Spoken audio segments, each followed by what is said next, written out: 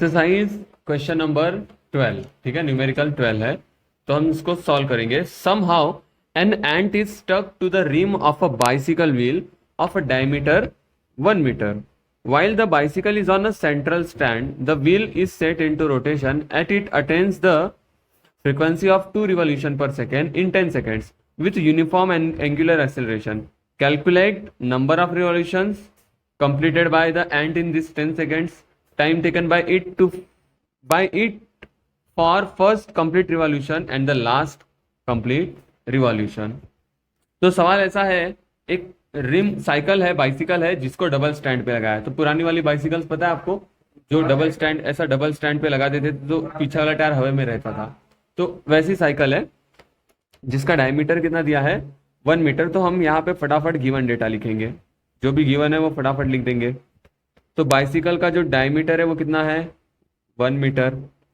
Bicycle is on a central stand. The wheel is set into rotation and it attains the frequency of 2 revolution per second. तो frequency दिया है 2 hertz बोलो या revolution per second बोलो, okay, 2 hertz इन 10 second. और इसको लगने वाला टाइम कितना है, 10 सेकेंड में ये इतना फ्रीक्वेंसी पहुंच रहा है विथ यूनिफॉर्म एंगुलर एक्सेलरेशन। तो इसमें अल्फा लग रहा है और ये कैसा है, यूनिफॉर्म है, ओके। अच्छा, ये फ्रीक्वेंसी डायरेक्ट रीच हुई क्या, नहीं, धीरे धीरे मिली है ना, 0 से स्टार्ट हुई क्योंकि उसको पुश किया ना टायर को। Calculate number of revolutions completed by the ant in this 10 seconds. तो 10 सेकेंड में कितना रिवॉल्यूशन वो कंप्लीट करेगा। तो चलो भाई, अल्फा यूनिफॉर्म बोला है, एंगुलर एक्सेलरेशन यूनिफॉर्म है। जब एक्सेलरेशन यूनिफॉर्म होता है लीनियर वाला, तो हम ये 3 इक्वेशन यूज कर सकते हैं। कौन से 3, v equals to u plus a t, s equals to u t plus half t square और वी स्क्वायर बराबर यू स्क्वायर प्लस 2s। तो वही चीजें इनके लिए भी हम यूज कर सकते हैं सर।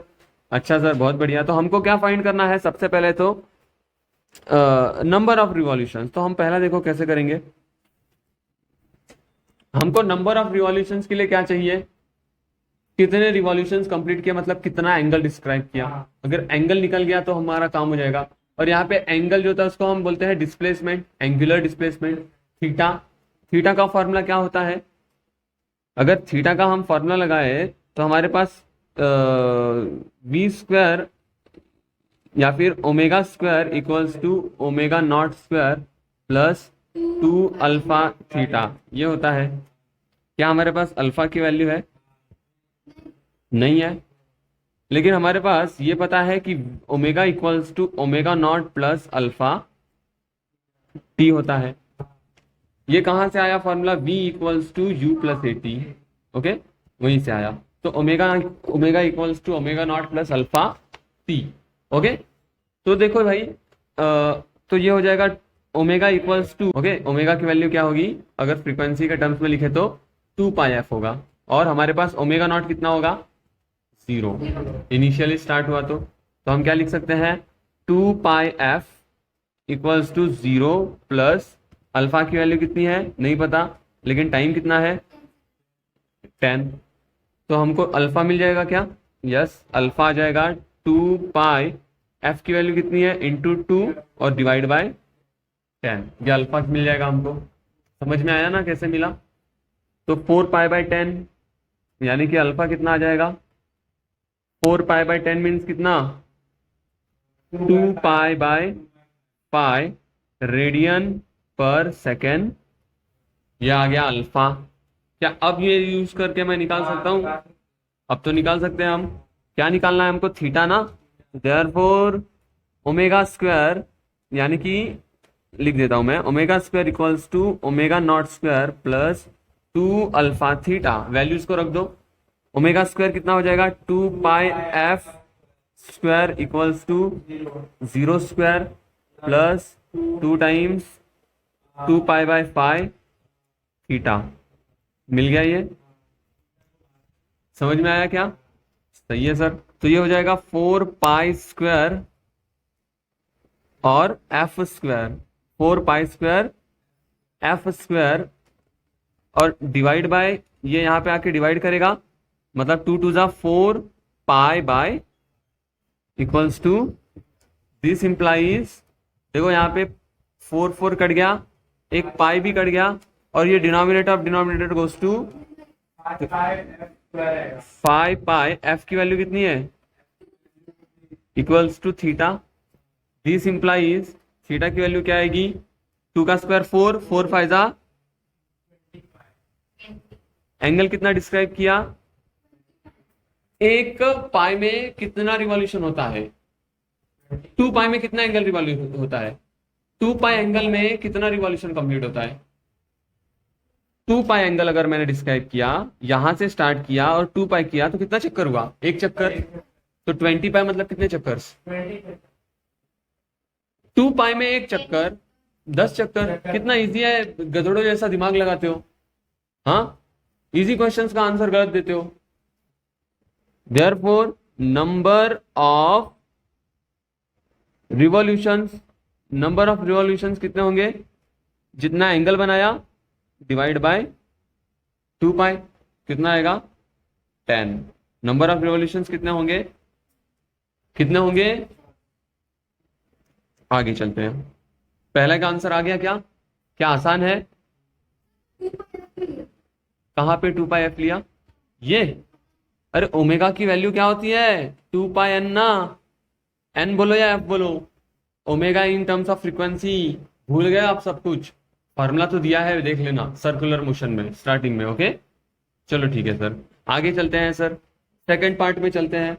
सेकंड पार्ट देखो क्वेश्चन का क्या है, पहला तो हो गया time taken by it for first complete revolution, एक रिवॉल्यूशन को कंप्लीट करने में लगने वाला समय कितना है।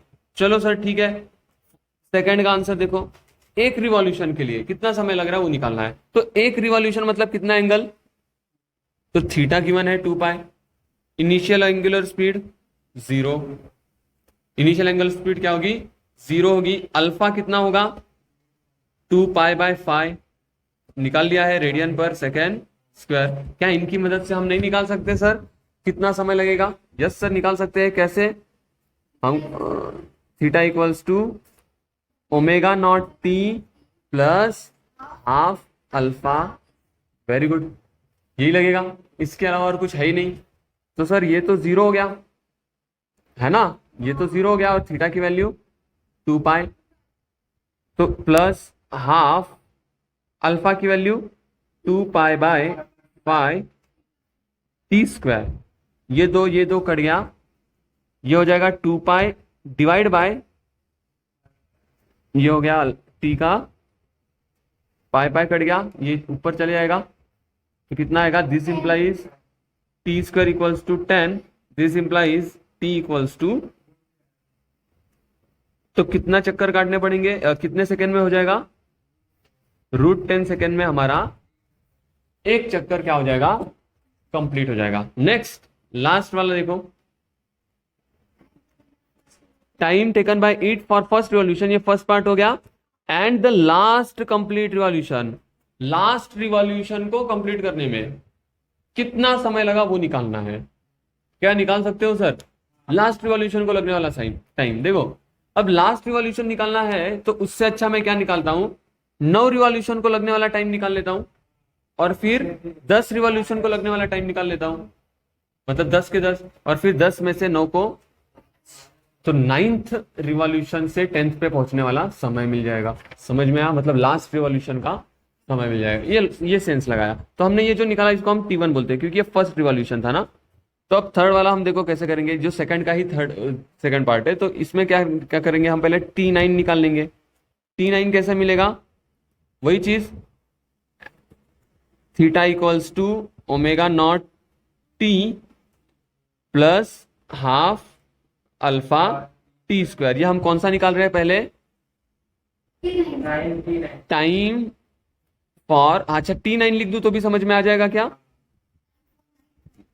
9 रिवॉल्यूशंस, समझ रहा है, कितने रिवॉल्यूशंस कर रहा है टोटल, ये 10 ना, हाँ तो हमको 10 का निकालेंगे तो 9 रिवॉल्यूशंस, तो इसको भी हम बोल देते हैं T9 और यहाँ पे भी T9। तो थीटा कितना होगा 9 रिवॉल्यूशंस के लिए, 9 इंटू 2 पाई है ना, 9 into 2 pi equals to 0 plus half alpha की वैल्यू कितनी है 2 पाई बाय 5 T9 का स्क्वायर, 2 कट गया, वही करेंगे 18 pi divide by pi by 5, pi pi cut गया इक्वल्स टू T9 का square. This implies 18 Pfizer 18 into 5, this implies कितना आ जाएगा T9 square root of 18 Pfizer कितना होता है 65, 65 होता है या 90 होता है? फिर 65 बोल दिया तुरंत, हाँ सर सही कह रहे हो। तो कितना आ जाएगा √19 सेकेंड्स। ठीक है सर, अब क्या निकालेंगे T10 मतलब टाइम फॉर 10 रिवॉल्यूशंस, वो कितना आएगा? टाइम फॉर 9 रिवॉल्यूशंस कैसा आएगा? वही आएगा 2 पाई 10 इंटू 2 पाई, है ना, वही theta equals to omega naught t plus half alpha t square, वही चीज यूज किया सर। दिस इंप्लाइज क्या आएगा सर? थीटा की value 10 into 2 pi equals to 0 plus half into 2 pi by 5 t square, वही चीज होगा। 2 कट गया और ये पाई पाई कटेगा, देखो इधर ही मैंने पाई भी काट दिया, तो क्या आएगा 10 टू द 20 इंटू 5, मैं यहां पे लिखता हूं, ओके यहां पे लिखता हूं, तो टी स्क्वायर क्या आएगा 20 इंटू 5, या फिर टी क्या आ जाएगा √25 था, तो T10 है ये क्या है, हर जगह पे 10 कर देना,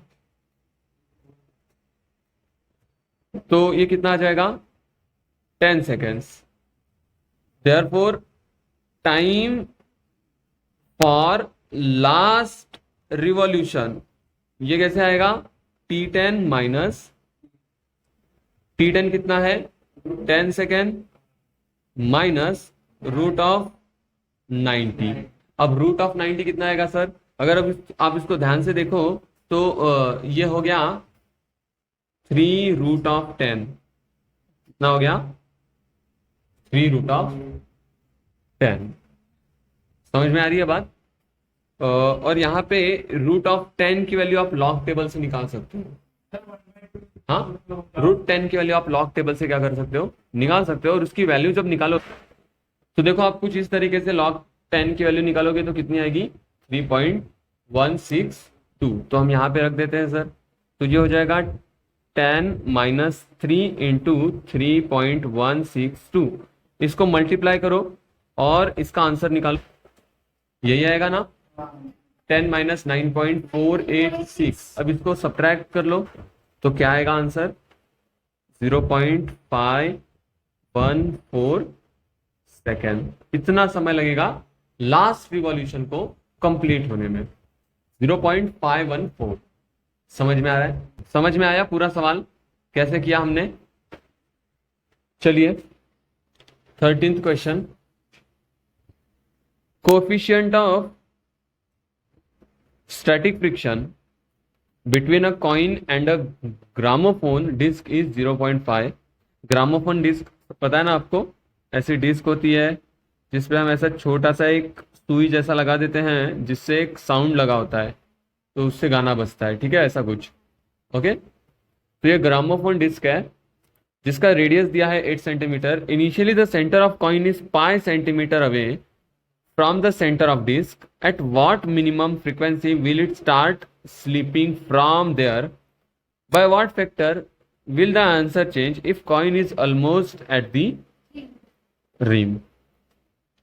तो देखो भाई, क्वेश्चन ऐसा है कि एक हमारा ग्रामोफोन है जिसका रेडियस हमको दिया है, कितना दिया है 8 सेंटीमीटर, और कहा है कि एक कॉइन रखा है उस ग्रामोफोन पे जो कि है 5 सेंटीमीटर पर, ऐसा एक कॉइन रखा है, और बोला है इस ग्रामोफोन को किस मिनिमम फ्रीक्वेंसी से घुमा दे कि ये क्या होने चालू हो जाएगी, कॉइन स्लिप होना चालू हो जाएगी।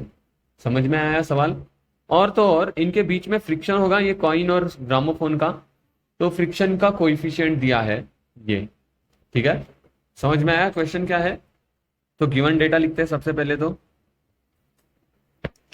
रेडियस ऑफ ग्रामोफोन कितना है 8 सेंटीमीटर, रेडियस ऑफ कॉइन कितना है 5 सेंटीमीटर, मुझे ये बताओ फ्रिक्शन क्या कर रहा है, सेंट्रीपिटल फोर्स प्रोवाइड कर रहा है, ओके।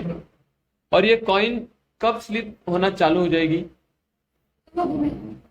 जैसे मान लो हम कॉइन के फ्रेम ऑफ रेफरेंस से देखें तो यहाँ पे ऐसे सेंट्रीफ्यूगल फोर्स लग रहा होगा as a reference, frame of reference from coin, और इसको बचा कौन रहा है, फ्रिक्शनल फोर्स।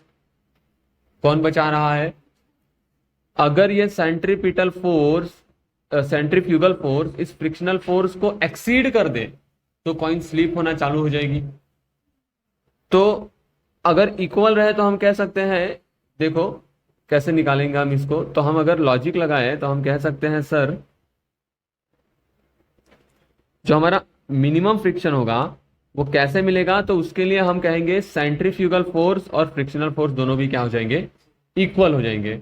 इक्वल क्या हो जाएंगे, दोनों भी इक्वल हो जाएंगे। तो हम कहेंगे what is centripetal force, mv² upon r, लेकिन हमको फ्रीक्वेंसी पूछी है तो हम यूज करेंगे mr omega square is equals to, frictional force क्या होता है, mu s multiplied by normal reaction.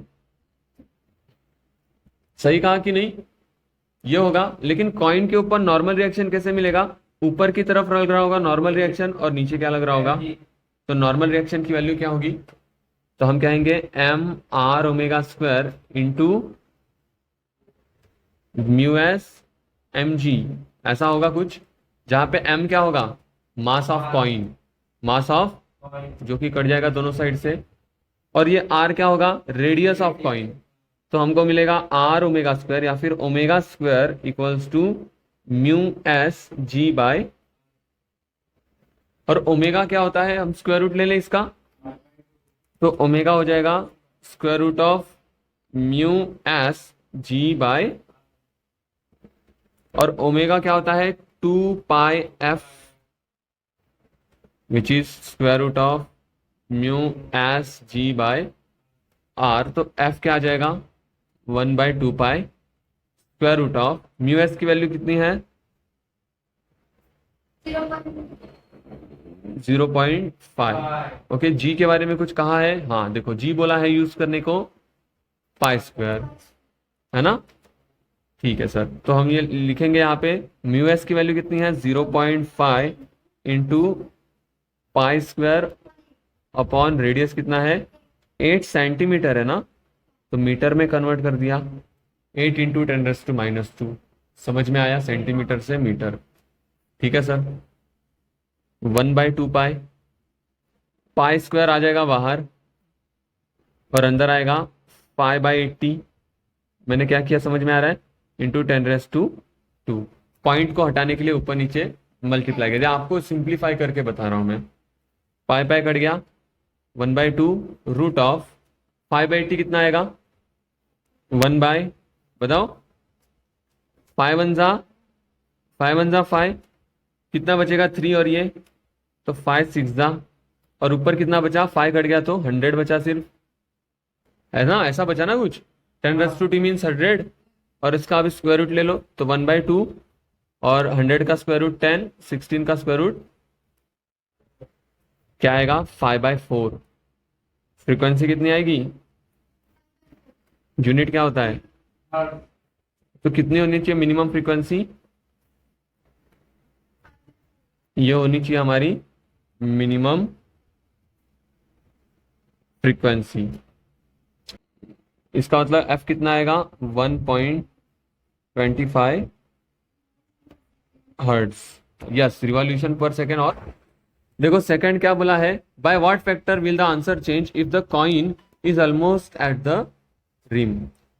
Bye what factor, हमारा आंसर किस फैक्टर से चेंज हो जाएगा अगर हमारी कॉइन रिम पे हो, तो मतलब ये कॉइन अगर रिम पे हो तो क्या होगा आंसर, तो क्या होगा, हमारा जो आर की वैल्यू है वो पाई थी, वो उसकी जगह पे क्या हो जाएगी, ये जो हमारी आर की वैल्यू जो कि कहाँ थी यहाँ पे, ओके ओके ओके, देखो यहाँ पे एक मैंने मिस्टेक कर दी है।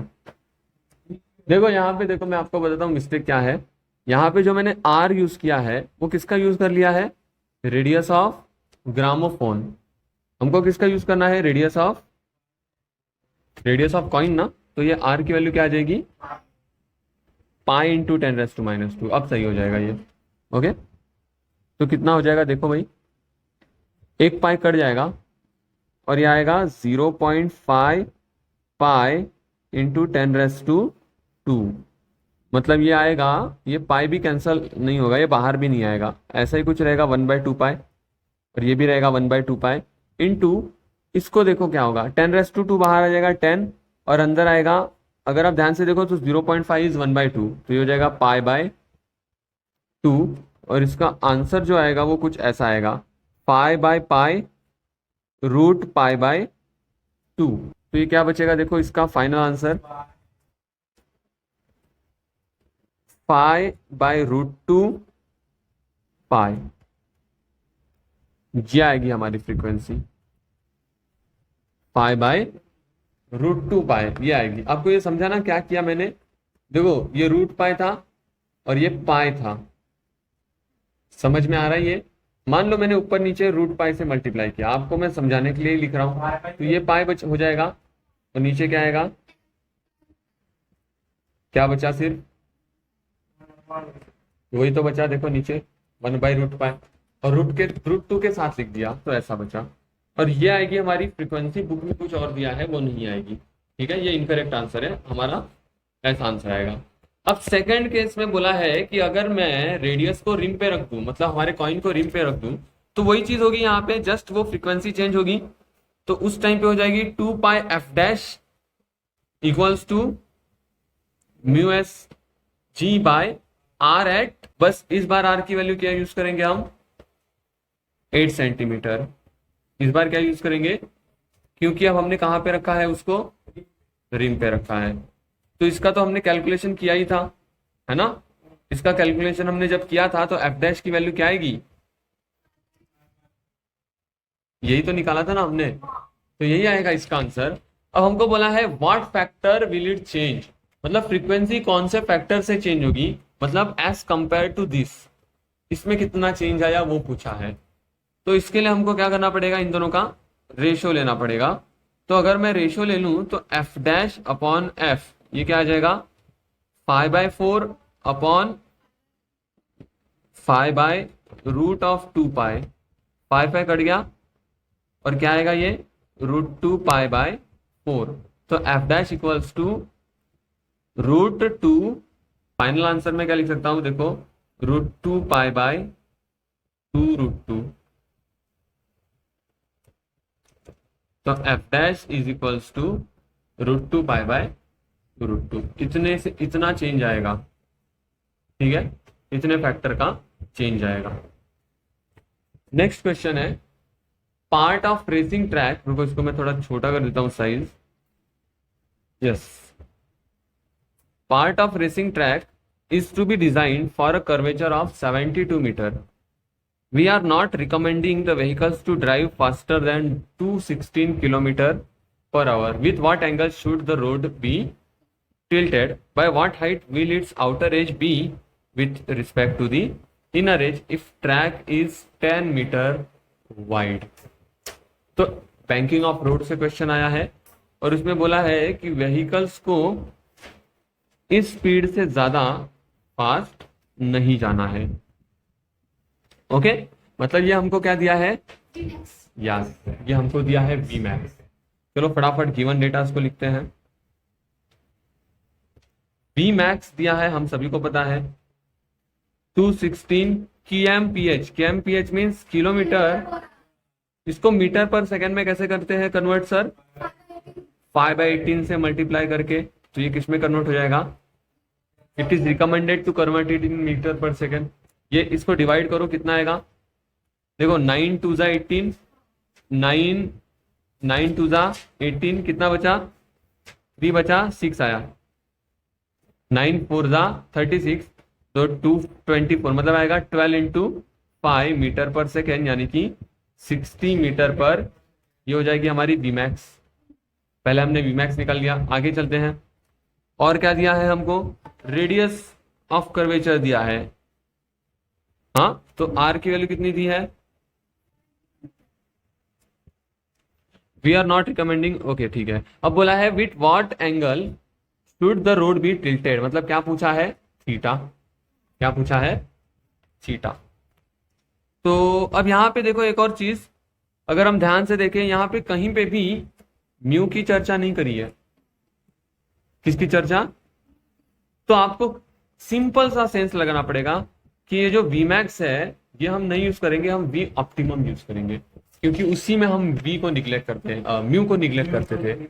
याद आया? ऑप्टिमम स्पीड में मोस्ट सेफेस्ट स्पीड, उसमें हम म्यू एस को निग्लेक्ट कर देते थे विदाउट थिंकिंग अबाउट फ्रिक्शन। तो इसलिए हम क्या यूज करेंगे यहाँ पे, V ऑप्टिमम। तो what is formula for V optimum? तो V optimum is root of r g, यही होता था। ओके सर, ठीक है, बहुत बढ़िया। तो क्या हो जाएगा अगर हम इसको स्क्वायरिंग कर दे तो, V optimum square equals to r g tan theta, this implies tan theta is V square optimum upon, let's put the values, therefore tan theta equals to what is V square optimum, 60 square upon R G की value कितनी होगी, 72 into जी की value अब यहाँ पे तो mention किया नहीं है, क्या यूज करें हम, तो हम यूज कर ले 10 यूज कर ले, चलो ठीक है, अब दिया नहीं है तो हमने यूज कर लिया 10। तो 60 का स्क्वायर कितना हो जाएगा, 6 का होता है 36, 2 0 एक्स्ट्रा, 72 इंटू 0 0 कट गया, 9 से डिवाइड कर दो, 9 4 जा 36, 9 8 जा 72, 8 कितना 8 से डिवाइड होता है, 8 5 जा, तो tan थीटा कितना आया 5। तो tan थीटा क्या आ रहा है हमारा, पाई आ रहा है। दिस इंप्लाइज थीटा की वैल्यू क्या होनी चाहिए, tan इनवर्स, ये होना चाहिए हमारा एंगल। समझ में आया? थीटा क्या होना चाहिए, tan इनवर्स पाई। ठीक है, इस बार आंसर सही है इसमें भी, बुक में भी। आगे चलो, इसकी वैल्यू देखो, इसकी वैल्यू आप लॉग टेबल से निकाल सकते हो। किससे निकाल सकते हो, लॉग टेबल से, हाँ, और इनवर्स एंगल के फॉर्मूले, या फिर मैं आपको बताऊंगा किसी दिन इसको कैसे निकालते हैं, पूरा लॉग टेबल सिखाऊंगा। तो इसकी वैल्यू देखो आपको बुक में ही दे दी है, 78.69 डिग्री। तो tan की 78.69 डिग्री फाइव आंसर देती है। ठीक है सर, और आगे चलो, और क्या पूछा है, by what height will its outer edge be with respect to the inner edge if the track is 10 metre wide. तो ट्रैक 10 मीटर वाइड है, मतलब हमारी रोड की विड्थ दी है ना, ये तो रोड के बेस की विड्थ है, रोड तो ये है हमारा, ये दिया है हमको, समझा, ये ट्रैक की विड्थ दी है। क्लियर हुआ? अरे गाड़ी यहां से थोड़ी, ये तो जमीन के अंदर का हिस्सा है, ट्रैक इसके ऊपर चलती है, तो ये ट्रैक की विड्थ हुई। समझ में आ रहा है? तो अब यहाँ पे देखो, ये हो गया हाइपोटेनियस और ये हो गया अपोजिट साइड। इसको कौन रिलेट करता है, साइड थीटा, तो हम यूज करेंगे साइन थीटा, जो कि हो जाएगा, साइन थीटा हो जाएगा opposite upon hypotenuse. This implies H की वैल्यू क्या होगी, डब्ल्यू साइन थीटा होगी। ओके, मतलब एच हो जाएगा, डब्ल्यू की वैल्यू कितनी है, 10 इंटू साइन थीटा, थीटा की वैल्यू 78.69 डिग्री। ओके, अब आप ऐसे भी निकाल सकते हो लॉग टेबल यूज करके 78.69 डिग्री की वैल्यू, या फिर अगर हम और थोड़ा सा लगाए दिमाग, तो हमारे पास क्या दिया है, tan थीटा दिया ना, तो देखो हम ट्रिग्नोमेट्री भी लगा सकते हैं। कैसे, ये देखो, ये ऐसा कुछ है, ये थीटा है, tan होता है अपोजिट अपॉन एडजेसेंट, तो ये अगर 5 और ये 1, तो ये कितना हो जाएगा,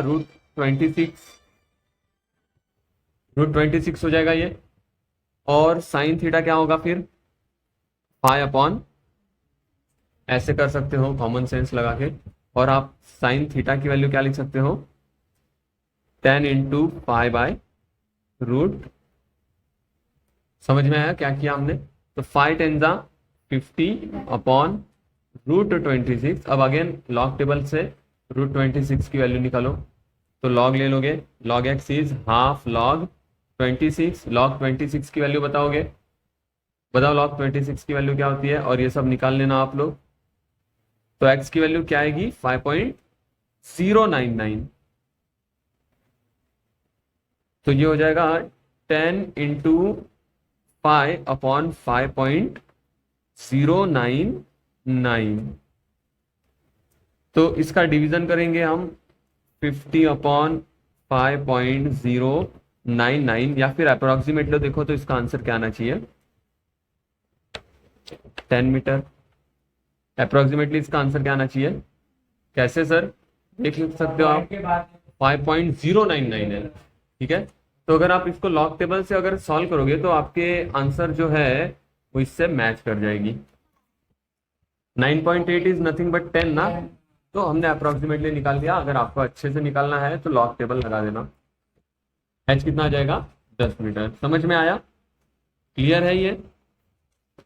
या फिर आपको एक और चीज बता देता हूं, आपको ना साइन 78 59 डिग्री की वैल्यू हो सके तो एग्जाम में दे दी जाए, डायरेक्ट वैल्यू दे देंगे। तो आपको कुछ नहीं करना पड़ेगा, डायरेक्ट यहाँ पे क्या रख दोगे, इसकी वैल्यू रख दोगे और 10 से मल्टीप्लाई कर दोगे, हाँ, जो कि होती है 0.98 साइन 78.69 डिग्री की वैल्यू। ठीक है, समझ में आया ना, क्योंकि एग्जाम में आपको लॉग और एंटी लॉग दिया जाता है, इसलिए बोर्ड के एग्जाम में लॉग और एंटी लॉग मिलता है, साइन वाइन कुछ नहीं मिलता। तो आपको डायरेक्ट वैल्यू दे देंगे, इतना ज्यादा कैलकुलेशन नहीं करना पड़ेगा। मैंने तो ये आपको दूसरा रास्ता बताया कि मान लो लॉग एंटी लॉग दिया ही नहीं, सॉरी साइन की वैल्यू भी नहीं दी और लॉग एंटी लॉग ही दिया है, तो आप ये यूज करोगे दिमाग, trigonometry. The road in the question 14 above is constructed as per the requirements. The coefficient of static friction between the tires of vehicle and vehicles of on this road is 0.8. Will there be any lower speed limit? By how much can the upper speed limit exceed in this case? ठीक है, तो हमको पूछा है क्या इसमें कोई lower speed limit होगी और क्या इसमें अपर स्पीड लिमिट होगी, वो पूछी है। तो हमको क्या पता है, म्यू एस की वैल्यू कितनी है 0.8। हमने tan थीटा निकाल लिया था 5, थीटा की वैल्यू थी वो 78 पॉइंट समथिंग, तो tan थीटा तो 5 है। और क्या पता था हमको, r की वैल्यू कितनी थी 78 मीटर्स। देख लेते हैं एक बार सर, यस 72 मीटर्स है ना, r की वैल्यू कितनी है 72 मीटर। हमको वी मीन का फॉर्मूला डायरेक्ट पता है sir, root of r g tan theta minus mu s upon 1 plus mu s tan theta. ये हो गया सवाल, जवाब आ जाएगा इससे।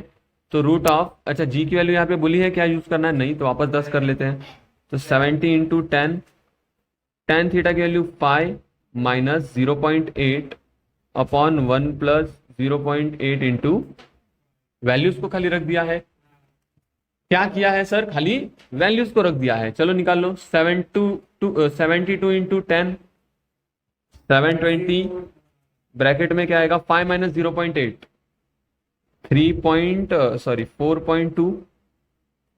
4.2 आएगा ना, 0.8 गया तो, और 1 प्लस 0.8 इंटू 5 4, कितना आ जाएगा ये 4, और ये आ जाएगा square root of 720 into 4.2 upon, divide कर देते हैं सर इसको, तो स्क्वायर रूट ऑफ 720 को 5 से डिवाइड करो, 5 1 जा 5, कितना बच गया 2 बच गया, यहाँ से 2 आया, 5 4 जा 20, वापस 2 बच गया 0 आया, 5 4 जा 20, square root of 144 into 4.2 means 11, देखो 144 का 11 रूट ऑफ 4.2, तो 11 इंटू रूट ऑफ 4.2 निकाल, अगेन वही लॉग से निकालेंगे, तो x ऐसा आ जाएगा, तो मल्टीप्लाइड बाय 0.2049, इसको मल्टीप्लाई करके आंसर बताओ इसका आंसर। तो ये आ जाएगा v minimum 2.2539 metre per second. देखो यहाँ पे 0.2049 जो रूट ऑफ 4.2 है वो आएगा 2.049। हाँ, एक पॉइंट हमने शिफ्ट नहीं किया है ना, 0.2 है तो 2 आएगा वो, तो ये कितना हो जाएगा, अभी जो निकाला था आंसर 22.2 22.54। हाँ ठीक है, तो 22.54 मीटर पर, ये हो गया हमारी मिनिमम स्पीड। ठीक है सर। अच्छा, बुक में 88 किलोमीटर पर आवर दिया है, तो इसको हम किलोमीटर पर आवर में कन्वर्ट कर सकते हैं और आंसर देख सकते हैं। यहाँ पे छोड़ दिया तो भी चलेगा, तो भी ठीक है आपके लिए। कितना हो जाएगा 22.54 इंटू 5/18 से मीटर पर सेकेंड होता है, तो 18/5 से वो किलोमीटर पर आवर में हो जाएगा। तो इसको मल्टीप्लाई करके आंसर निकालते हैं। आप लोग भी मुझे बताओ, ये 12 हो जाएगा। हाँ, ये मिली मिस्टेक को कंप्लीट कर देना। हाँ, वो 12 होगा, स्क्वायर रूट ऑफ 144, और आगे का आंसर आप निकालो, तो आंसर आपका आ जाएगा। और क्या पूछा है, देखो आगे बोला है how much can the upper speed limit exceed. Lower limit तो निकाल लिया हमने, जो कि अभी बुक के हिसाब से आ जाएगी 88 किलोमीटर पर आवर। ओके, हमारा गड़बड़ क्यों हो रहा था, हमने 11 ले लिया था 12 की जगह पे। 144 का स्क्वायर रूट क्या होता है, 12 होता है। चलो ठीक है, बहुत बढ़िया, अच्छा कर रहे हैं। अब आगे चलो, यहाँ पे बोला है अपर स्पीड लिमिट के बारे में। हमारा एंगल कितना है, 78 डिग्री। मैंने आपको थ्योरी में बताया था कुछ, कि जब हमारी एंगल 45 से बड़ी हो जाती है, मैं आपको वापस दिखाता हूँ यहाँ पे, वापस एक बार देखते हैं, Vmax निकालने की कोशिश करते हैं, करें कोशिश। तो square root of r g क्या होता है formula, tan theta plus mu s upon 1 minus mu s tan theta, ये बनेगा फॉर्मूला। रख दिया सर वैल्यू को, 72 into tan pi plus 0.8 upon 1 minus क्या था 0.8 इंटू पाई, जो कि आएगा, अगर ध्यान से देखो, स्क्वायर रूट ऑफ 720, ये हो जाएगा 5.8, और ये हो जाएगा 1 माइनस 4। मतलब ये कुछ भी हो, डिनोमिनेटर में जो रूट के अंदर है वो आएगा, तो रूट ऑफ नेगेटिव, तो रूट के अंदर नेगेटिव एग्जिस्ट नहीं करता, तो Vmax भी एग्जिस्ट। तो हम बोलेंगे कि सर यहाँ पे जो एंगल है, अगर वो 45 से बड़ा हो तो हमारा एंगल, आंसर जो है थ्योरेटिकली डिफाइन नहीं होता, प्रैक्टिकली इसका यह मीनिंग है कि कोई मैक्सिमम लिमिट नहीं है, कितने भी रफ्तार से चलाओ, जितना मन करे उतनी रफ्तार से चलाओ, आप बाहर की तरफ नहीं गिरोगे। समझ में आया ना बात। ये रोड जो है वो इतना ज्यादा बैंक है कि आपकी व्हीकल इस बार स्किड होके नहीं जा सकती। हाँ, वो नीचे तो गिर सकती है, लेकिन ऊपर, जैसे वेल ऑफ डेथ में मैक्सिमम स्पीड कितनी भी चलेगी, वैसे इसमें भी कितने भी तेजी से आप व्हीकल को लेके जा सकते हो। क्लियर है ये। हाँ, थ्योरेटिकली भी आपको दिखा दिया कि रूट के अंदर क्या आ रहा है, नेगेटिव आ रहा है। क्लियर है कि नहीं। यहां पे देखो अभी 16th question, during a stunt a cyclist considered to be a particle is undertaking horizontal circle inside a cylindrical well of radius 6.05 meter. If the necessary friction coefficient is 0.5, how much minimum speed should the stunt artist maintain? Mass of artist is 50 kg. If she or he increases the speed by 20%, how much will be the force of friction? ठीक है, तो देखो भाई, सवाल well of death से आया है, given लिख देते फटाफट, सारी चीजें समझ जाएंगे। रेडियस दिया है 6.05 मीटर, और क्या दिया है, कोएफिशिएंट ऑफ फ्रिक्शन दिया है, और क्या दिया है, minimum speed should be the sun, अच्छा मास दिया है 50, यस 50 kg। और ठीक है, तो पहला पार्ट करते हैं, पहली मिनिमम स्पीड पूछी है। ओके, तो वेल ऑफ डेथ में वी मिनिमम क्या होता है, वेल ऑफ डेथ में रूट आर जी अपॉन, ये होता है minimum speed in well of death. Value को पुट करो, आंसर निकाल लो। आर कितना दिया है 6.05, जी कितना है 10, और म्यू एस की वैल्यू कितनी है, आंसर निकालो, रूट ऑफ 60.5 क्यू लॉग, ये हो गया 60.5, और 0.5 मतलब 1/2, मतलब ये 2 इधर मल्टीप्लाई कर देगा, और 60.5 टू कितना होता है, 60 पॉइंट हो जाएगा 121, कितना हो जाएगा, स्क्वायर रूट ऑफ 121, जो कि आएगा 11 मीटर पर। तो मिनिमम स्पीड क्या आ जाएगी हमारी, तो उसको इतनी स्पीड तो रखनी होगी हमको मिनिमम, इतनी स्पीड उसकी इससे कम हो गया तो गिर जाएगा वो नीचे, इतना तो समझ में आ गया। आगे क्या बोला है, if he increases the speed by 20%, how much will the force of friction be. अगर उसकी स्पीड 20% से बढ़ गई तो फ्रिक्शन का फोर्स क्या होगा। चलो सर देखते हैं। अगर स्पीड 20% बढ़ा दी मतलब v कितनी हो जाएगी, जो v मिनिमम निकला उसका और 20%, मतलब v minimum plus 20% of v minimum, मतलब ये हो जाएगा 11 प्लस 20/100 इंटू, ये समझा, 20% ऐसे निकालेंगे, 0 कट गया, मतलब 11 प्लस 1/5 टाइम्स 11, है कि नहीं, मतलब ये हो जाएगा 11 1 प्लस 1/5 यानी कि 11 इंटू 4/5, नहीं 6/5। समझ में आ रहा है ये क्या हो रहा है, कैलकुलेशन ही तो कर रहे हैं सिंपल। तो 11 6 66/5 मीटर पर सेकेंड, इसको डिवाइड करो या ऐसे ही रख दो, तो कुछ कितना आएगा, 5 1 5, और फिर एक बचेगा 5 5 1 5, एक बचा 5 3 जा, मतलब 13 पॉइंट समथिंग समथिंग कुछ आएगा, तो ऐसे ही छोड़ दिया। अब सवाल पे कॉन्सेंट्रेट करते हैं। फ्रिक्शन फोर्स बोला है, तो अगर आप वेल ऑफ डेथ को थोड़ा सा इमेजिन करो, तो वस्तु इधर है, पॉइंट मास बोला है उसको, नीचे की तरफ क्या लगेगा, ऊपर की तरफ फ्रिक्शन, और normal reaction perpendicular to the wall. तो अब यहां पे देखोगे तो जो फ्रिक्शन फोर्स है वो क्या है, mg। फ्रिक्शन फोर्स क्या है, mg है, और होता है frictional force mu into normal reaction, mu into normal reaction, समझ।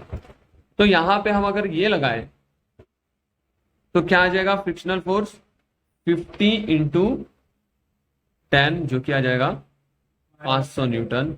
तो हमको इसकी कोई जरूरत ही नहीं है, हम डायरेक्ट F बराबर mg लगा के क्या निकालेंगे, 500 न्यूटन। क्लियर हो गया, क्योंकि frictional force is depending on the mg। Clear है, क्या क्लियर है, ये आसान है कि नहीं, हो गया, इसके ऊपर डिपेंड ही नहीं कर रहा है, कोई दिक्कत, हाँ नहीं निकाला तो भी चलेगा, हमको direct frictional force 50 into normal reaction 50 into 10 कर दिया, 500 न्यूटन। ठीक है, तो इस प्रकार हमने इसका सेकंड पार्ट भी कर दिया। देखो 70th क्वेश्चन देखो, a pendulum consist of a massless string of length 20 centimetre and a tiny bob of mass 100 gram set up as a conical pendulum. तो कोनिकल पेंडुलम का क्वेश्चन है। Its bob now perform 75 revolutions per minute. मैंने बताया था RPM का मतलब। Calculate kinetic energy and increase in gravitational potential energy of the bob. अच्छा सवाल है, हमको बताना है काइनेटिक एनर्जी और इंक्रीज इन पोटेंशियल एनर्जी। चलो सर ठीक है, गिवन डेटा लिखते हैं फटाफट।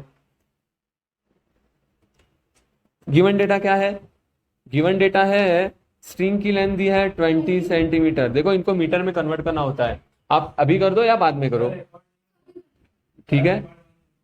आगे चलो, मास कितना है 100 ग्राम, ओके, इसको भी केजी में कन्वर्ट करना ही होता है। चलो अभी कर देते हैं, ये हो जाएगा 0.2 मीटर और ये हो जाएगा 0.1 केजी, है कि नहीं। अब ये पूछना मत सर कैसे कन्वर्ट होगा, हाँ नहीं तो फिर चुल्लू भर पानी में डूब मरो। Conical pendulum, it's bob now perform 75 RPM. 75 RPM मतलब हमको क्या दिया है, फ्रीक्वेंसी दी है 75 आरपीएम, लेकिन हमको आरपीएस में चाहिए। तो मैंने बोला था किससे डिवाइड करने का, 60 से। तो आरपीएस हो जाएगा, यानी कि हो जाएगा हर्ट्ज में, revolution per second means hertz. तो कितना आ जाएगा भाई, 5 से डिवाइड करो, ये हो जाएगा 12 और ये हो जाएगा 5 13 कितना होता है 65, 15, 15/12 यानी कि 3 से डिवाइड हो रहा है, और तो कितना आ जाएगा 5/3 है कि नहीं, अरे 4 बराबर 5/4 मीटर पर सेकेंड। ये आ गया हमारा frequency. Calculate the kinetic energy. ठीक है सर, थोड़ा सा डायग्राम वायग्राम देख लेते हैं। ये हमारा सपोर्ट है, ये कॉनिकल पेंडुलम अगर रुकी होती तो ऐसी होती, लेकिन रुकी है क्या, मतलब ये उठ गई है इधर से, उठ के किधर आ गई है, ऐसे इतने हाइट पे। अब मतलब रस्सी की लंबाई तो उतनी ही रहेगी, लेकिन थोड़ी सी ऊपर जाएगी, घूम रही है इसलिए, तो ऐसा कुछ कर रही है सर्कल। तो हमको क्या निकालना है, kinetic energy. Okay, kinetic energy का फॉर्मूला बता दो मुझे। मैं हाफ mv²। अरे इसके लिए सर क्या चाहिए अपने को, v चाहिए। v का फॉर्मूला होता है in terms of omega, r omega. ठीक है, तो हमको v निकालना है, तो v इज आर ओमेगा। अरे आर ओमेगा ना सर, लेकिन आर तो दिया ही नहीं है, आर किसका यूज करेंगे, ये एल यूज करेंगे क्या, क्या हम एल यूज करेंगे आर की वैल्यू, नहीं यूज करेंगे, बिकॉज आर होता है इसका रेडियस। मैंने इसके लिए आपको गणित भी बताई थी कि देखो एक ट्रायंगल बना लो, ये एंगल थीटा मान लिया, और अगर ये एल मान लिया, तो हमको क्या पता है सर, जो एल होता है ये है एल साइन थीटा जो कि हो जाती है रेडियस, और एल कॉस थीटा जो कि हो जाती है हाइट, है कि नहीं। ठीक है सर, तो यहां पे हमको सबसे पहले तो हमको क्या निकालना पड़ेगा, एंगल निकालना पड़ेगा थीटा, अदरवाइज हम कुछ नहीं कर पाएंगे। समझ में आ रही है बात क्या कह रहा हूं, सबसे पहले हमको निकालना पड़ेगा एंगल थीटा। तो काइनेटिक एनर्जी तो ऐसे डायरेक्टली नहीं मिलेगा, बिकॉज v चाहिए, जिसके लिए r चाहिए, तो फंस गए। हमारे पास टाइम पीरियड का फॉर्मूला क्या था, 2π√h/g, h/g था, मैंने लिखवाया था एंड में, और h को हम क्या लिख सकते हैं, 2π √, क्योंकि हाइट क्या है देखो यहाँ पे एल कॉस थीटा होती है, और टाइम पीरियड क्या होता है, रेसिप्रोकल ऑफ फ्रीक्वेंसी। तो हम लिख सकते हैं 1/f equals to 2π √L cos θ/g, और इसका स्क्वायरिंग कर दिया तो 1/f² equals to 4π² L cos θ/g। Okay, और यहाँ पे f की वैल्यू कितनी है, 5/4 अभी जस्ट निकाली, तो ये उल्टा हो जाएगा, तो 4/5 का स्क्वायर हो जाएगा। देखो मैं डायरेक्ट कर रहा हूं, 5/4 का उल्टा ना नीचे है, तो 4/5 का स्क्वायर इक्वल्स टू 4π², और L की वैल्यू कितनी दी है 0.2 अपन ने निकाला था 20 सेंटीमीटर को, cos थीटा, और g की वैल्यू हम क्या यूज कर लेंगे, सीधे सीधे 10, और उन्होंने बोला π² को भी क्या यूज करो, 10 यूज करो। क्या बोला है, π² को भी क्या यूज करो, तो π² अपने 10 को काट दिया, 0.2 कितना होता है 0.8 cos थीटा, 4 का स्क्वायर 16, 5 का स्क्वायर, सही तो है ना। दिस इंप्लाइज, यहाँ पे लिखता हूं cos theta is equals to 16/25 into 0.8। यहाँ पे देखो, अगर मैं इसको डिवाइड करूं तो 8 2 मतलब ये 20 हो जाएगा, 8 2 16 ना, तो 20 हो गया ऊपर,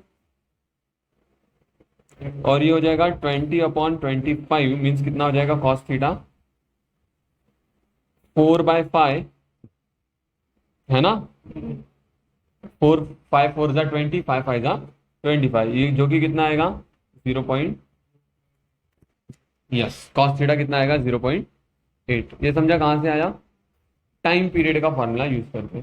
अब अगर हमको cos थीटा पता है तो हम L cos थीटा भी निकाल सकते हैं और L sin थीटा भी निकाल सकते हैं। ठीक है, तो हम 0.8 से अच्छा हम क्या यूज करेंगे, 4/5 यूज करेंगे। चलो ठीक है सर, cos थीटा मिल गया 4/5। आते हैं वापस सवाल पे, हमको काइनेटिक एनर्जी निकालनी है।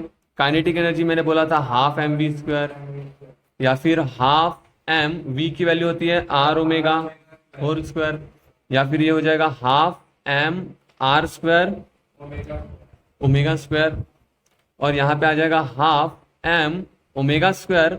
आर की जगह पे क्या लिखूंगा मैं, एल साइन थीटा का स्क्वायर। मैंने बताया था radius is l sine theta. ठीक है सर, तो ये हो जाएगा हाफ, मास दिया है क्या बॉब का 0.1 kg, तो ये लग दिया हाफ इंटू 0.1, 0.1 इंटू ओमेगा की वैल्यू निकाल सकते हैं, ओमेगा की वैल्यू निकाल सकते हैं, यस 2 पाई एफ। ओमेगा क्या होता है, तो ये लिख दिया 2 पाई एफ स्क्वायर। ये समझ में आ रही है, डायरेक्ट लिख दूं, नहीं नहीं एक एक स्टेप कर दे, 2 पाई एफ का स्क्वायर। और एल साइन थीटा कैसे निकलेगा, एल तो पता है हमको सर, एल कितना है 0.2 इंटू साइन थीटा की वैल्यू देखो कैसे निकलेगी, क्या कॉस थीटा पता है 4/5, वापस लगा देते हैं ट्रिग्नोमेट्री सर, या ऐसा कुछ, ये मान लो थीटा, तो कॉस थीटा क्या होता है एडजेसेंट अपॉन हाइपोटेनियस, तो अपोजिट क्या आ जाएगा पाइथागोरस थ्योरम से, है ना। तो मुझे बताओ साइन थीटा क्या होगा, अपोजिट अपॉन हाइपोटेनियस 3/, साइन कितना आ जाएगा, तो ये आ जाएगा 3/5 का, समझा। तो ये सारी चीजें हम लॉजिक से निकाल सकते हैं। तो 0.1/2 इंटू 4 पाई स्क्वायर, एफ की वैल्यू कितनी है, फ्रीक्वेंसी कितनी थी 5/4 या कुछ ऐसी थी ना, 5/4, तो यहां पे रखेंगे 5/4 का स्क्वायर। देखो कितना ज्यादा कैलकुलेशन है, 0.2 इंटू 3 6, 0.6 अपॉन 5 का, हमको एक पेज और लगेगा, तो ये हो जाएगा कितना आएगा, देखो इसको कैलकुलेट करते हैं हम, 2 से 2 कट गया, 2 इंटू पाई स्क्वायर को बोला है 10 यूज करो, 5 का स्क्वायर 25, 16 इंटू ये नीचे आ जाएगा 25, और 0.6 का स्क्वायर कितना हो जाएगा 0.36, 25 ने 25 को काट दिया, ठीक है, इसको हम उड़ा देते हैं। ओके, और देखो यहाँ पे क्या बचेगा अब, यहाँ पे बचेगा हमको 8, है कि नहीं, तो लिखते हैं 10 इंटू 0.36 अपॉन 8। अगर मैं इसको 36 बनाऊं तो ये 800 बन जाएगा, है कि नहीं, या फिर इसको अगर देखो तो ये 3.6 अपॉन 8 है, और ये आ जाएगा 8 से डिवाइड नहीं होता, 8 से डिवाइड नहीं होता, 4 से डिवाइड कर दो, 2 बचेगा यहाँ पे, और ये बचेगा 0.9, यानी कि आएगा 0.45। काइनेटिक एनर्जी क्या आएगी 0.45, समझ में आया, काइनेटिक एनर्जी कितनी आएगी 0.45 किलो। अब आते हैं पोटेंशियल एनर्जी पे, इस पे आते हैं अब।